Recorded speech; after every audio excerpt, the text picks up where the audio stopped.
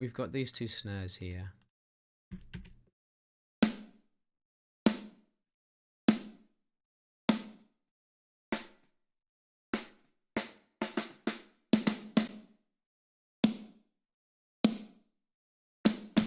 And they're complementing each other quite well. The one's adding obviously a lot more top end than the other one. We've done a bit of EQ on both. Let me just run through what we've done there and some of the frequency cuts that we did. So snare top, got this Q10, and we've taken out a couple of frequency areas here. Let me just run through with you why we made these cuts. Let me solo this one out, and I'll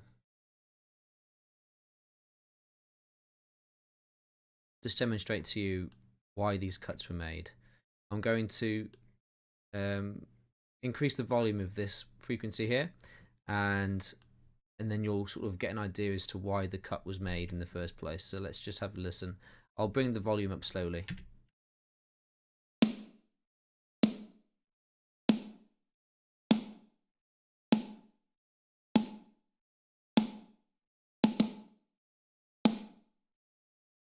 Hopefully you'll be able to hear that popping that was there. So we needed that to come out, and it's pretty much the same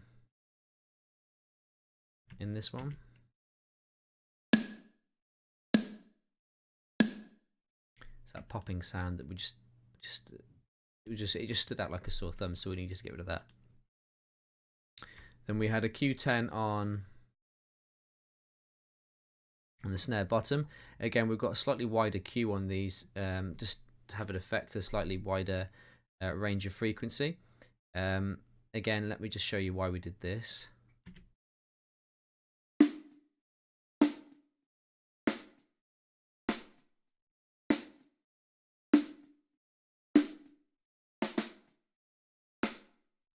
It's that horrible kind of, I don't know, shell-like sound. It just wasn't very nice. We had this other one around 1,000.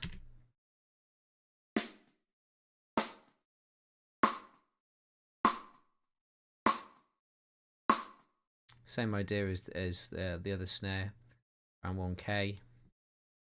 Again, it's just cleaning up the audio.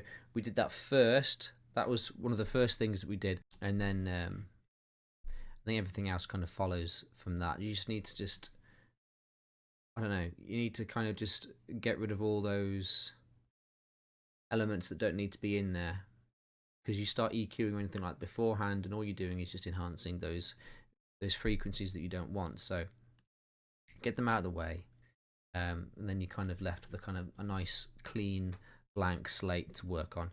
So snare top here, got a little bit of EQ going on. I say a little bit, we've got quite a dramatic increase in the sort of the top end here. That's because it really needed it. Let me just turn this off and hear what it was like before, then I'll switch it on.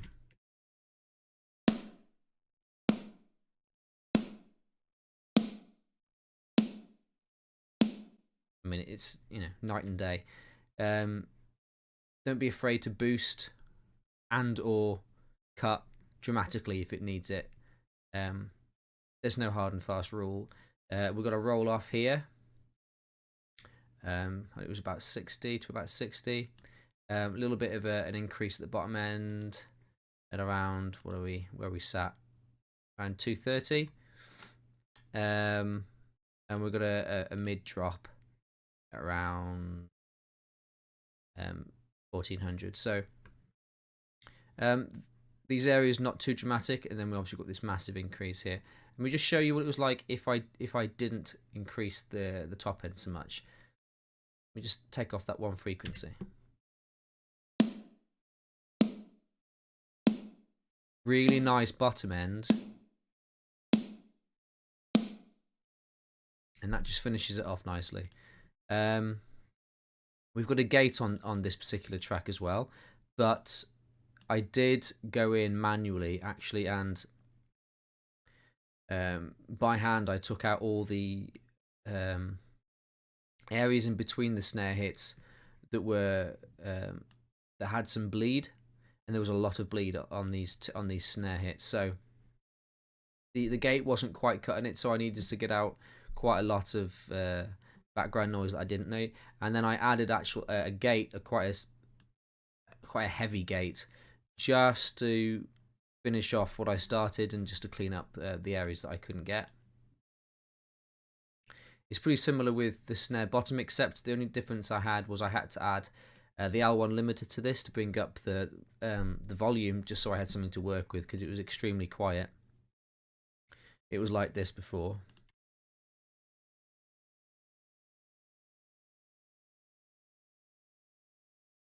I mean, oh, I'm actually sorry. Let me turn off the gate. All right, off the gate off and the limiter off. That's how quiet it was. But however, let me just add the limiter in now.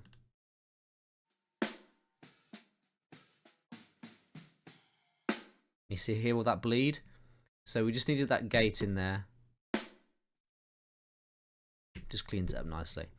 So yeah, that's pretty much it. Apart from the fact we did apart from the fact major addition, I didn't have to, but I felt it was necessary for this particular drum, this particular snare, the snare top, to have a drum replacer in it, and it was actually set to about 80%, because the original sample just wasn't cutting through the mix as well as I would have liked it to have done. Let me turn it off. You can hear the original sample.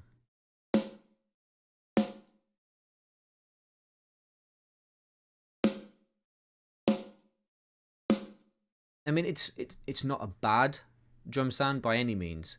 It just, for this particular type of music, which is sort of like this.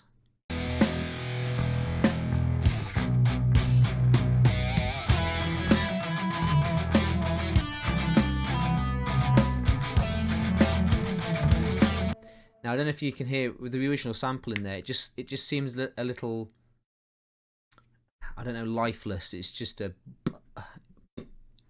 hasn't got any body. And I tried to EQ it, and it just, I don't know, it just didn't feel right. Sometimes it just doesn't. So I felt just adding in a touch of an additional sample would just give it something that just EQing it wouldn't, and we kind of ended up with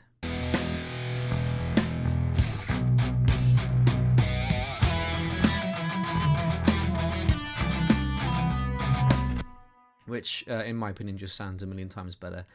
We have of course got a bit of compression on both snare top and snare bottom, but nothing, I don't think anything too drastic. Slow release just to get those transients in. Sort of fast release. Snare bottom. Pretty much the same. Nothing too dramatic. It's just really just to tidy up, and just keep it nice and clean and just and stable. I'm not sure that we actually put those through. No, it's just going into a drum bus. It's not going into its own separate bus. The drum bus we have, we've got no EQ on there at the moment. Bit of compression.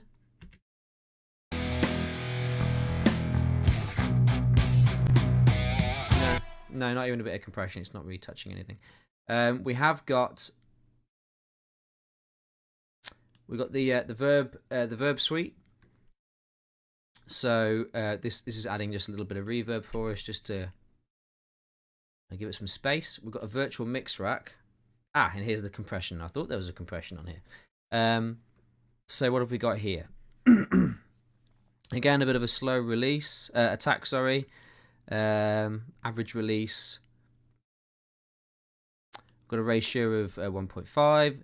Nothing too dramatic. It's literally just keeping everything in check. Really nice compressor, by the way. These Slate digital plugins just I highly recommend. They're absolutely just gorgeous to work with. So if you get the chance, get them. And that's pretty much it. Just I would say that don't be shy and don't be afraid to make drastic EQ changes if you feel it needs it, because if it does, it does. Again, work on eliminating those nasty frequencies. Frequency sweep every single track, because I guarantee you'll find something wrong with most of them, if not all of them. And roll off, high pass filter every single track. You don't want to add extra sub where you don't need it. Those are my top tips when you're beginning mixing. Just get those in check. So high pass filter, and check those frequencies, and then everything else will fall into place. But just make sure that you get into the habit of doing those two things every single time. And just by eliminating, just having that high pass filter on every track will just eliminate all that sub that would otherwise build up and just become a nuisance in the end, and a lot harder to get rid of if you don't get rid of it from the beginning. So yeah, that's how I'm creating this snare in this particular song. Obviously different songs require different methods. That's how I've decided to bring this particular snare out in this particular song. I don't always use a drum replacer. That's not my first port of call. I will always try and do the best with the sample that I have, but it's nice just to have that kind of equipment and that those things at hand if you need to. Because at the end of the day, it's about the overall sound of the song. So yeah, I hope you guys have found this useful. Let me know if you want to see any more tutorials, any more tips, tricks. Thank you guys so much for watching. Please make sure you head over to our website, mcistudio.co.uk, for professional, cheap, affordable mixing. And check out our Facebook, check out our Twitter, Instagram, all that good stuff. Make sure you follow our YouTube page. And thank you guys so much for watching. I'll see you again.